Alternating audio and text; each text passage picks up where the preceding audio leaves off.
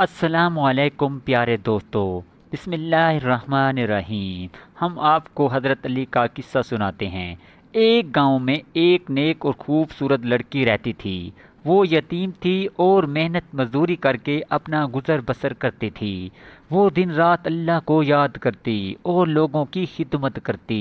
ایک دن گاؤں کے چند امیر لوگ اس پر جھوٹا الزام لگا بیٹھے۔ انہوں نے کہا کہ یہ لڑکی پاکیزہ نہیں ہے اور یہ غلط راستے پر چلتی ہے۔ لوگ حیران رہ گئے کیونکہ وہ لڑکی سب کو نیک اور شریف دکھائی دیتی تھی، مگر الزام لگانے والوں نے ضد پکڑ لی اور گاؤں کے لوگ شک میں پڑ گئے۔ لڑکی بہت روئی اور کہنے لگی، میں نے ہمیشہ اللہ سے ڈر کر زندگی گزاری ہے، یہ سب مجھ پر بہتان ہے۔ گاؤں کے لوگ یہ مقدمہ لے کر حضرت علی علیہ السلام کے پاس پہنچے تاکہ وہ فیصلہ کریں۔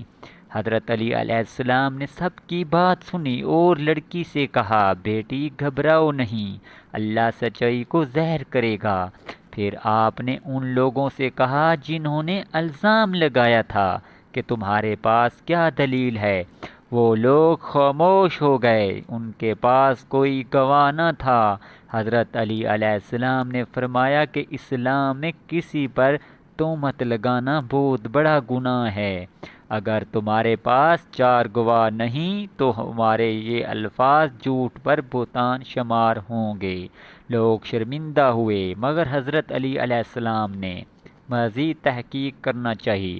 آپ نے حکم دیا کہ لڑکی کا کردار اور اس کی زندگی کے بارے میں گاؤں کی عورتوں سے پوچھا جائے۔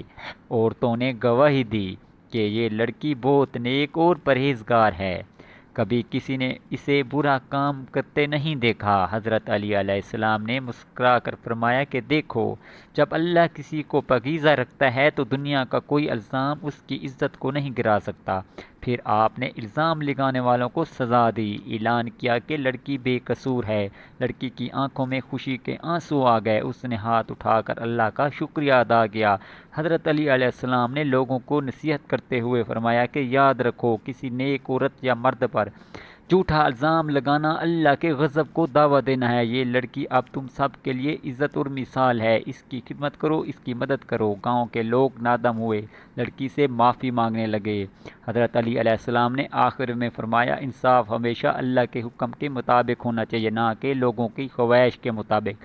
اس دن کے بعد وہ لڑکی عزت و وقار کے ساتھ زندگی گزارنے لگی اور لوگ ہمیشہ حضرت علی علیہ السلام کے عدل کو یاد کرتے رہے۔ سب بھائی جان میرے چینل کو سبسکرائب کریں۔ یہ قصے دیکھنے کے لیے ویڈیو اچھی لگے تو شیئر لازمی کریں۔